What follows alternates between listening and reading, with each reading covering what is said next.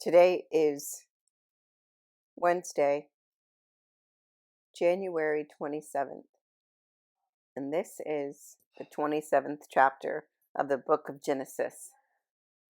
You see the word in front of you, subterfuge, and the definition. Subterfuge, plotting, scheming. The subterfuge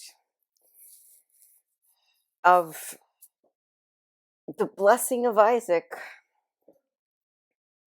onto Esau, the intended recipient of the blessing, the firstborn, the favorite of Isaac, the son that he loved the most.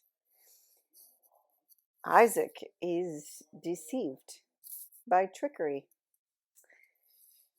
Uh, he is deceived by those who are supposed to love him, namely his wife, Rebecca. Rebecca is the mastermind, the game maker.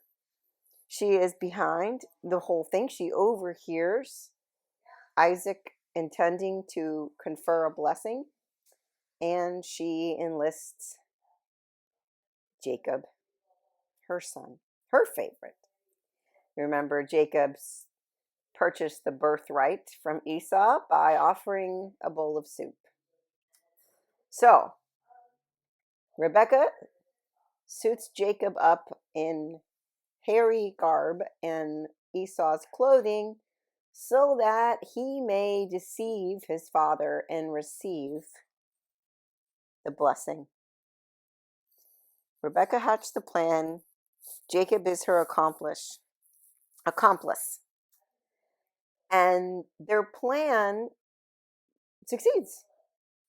Esau comes in from the field and prepares the meal for his father and goes in to get his blessing. And his father says, "Who are you?"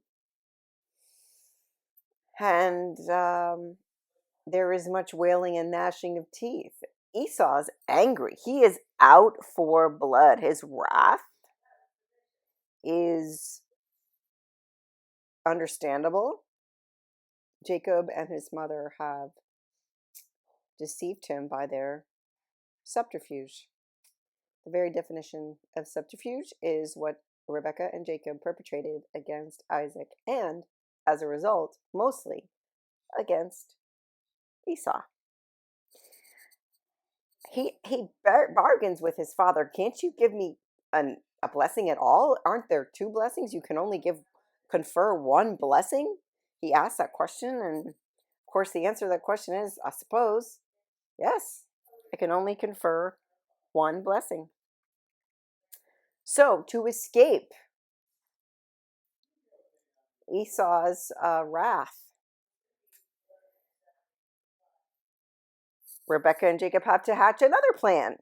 And what they eventually say is that Jacob needs to go find himself a wife among the daughters of his uncle Laban. So basically, go to grandpa's house and find a wife among your female cousins. So that's what Rebecca says to Isaac, and that's what she claims before Isaac, that indeed Isaac, Jacob needs to leave town and escape, really, the intention of Esau to kill him because of what he had done. It's a tough story because these brothers have this is just an awful thing. However, it ends up being how the patrilineage is passed down through the generations. It's what happens to the people, the Hebrew nation, the Hebrew people. And this is their ancestry. And this is the history of how the wealth and the birthrights and all those things get passed down. It's through this. Well, let's go back to that word, subterfuge. Jacob travels off. It doesn't happen in this chapter, but that's where he's supposed to go to escape the wrath of Esau. And in the next chapter, we'll learn what happens on Jacob's journey.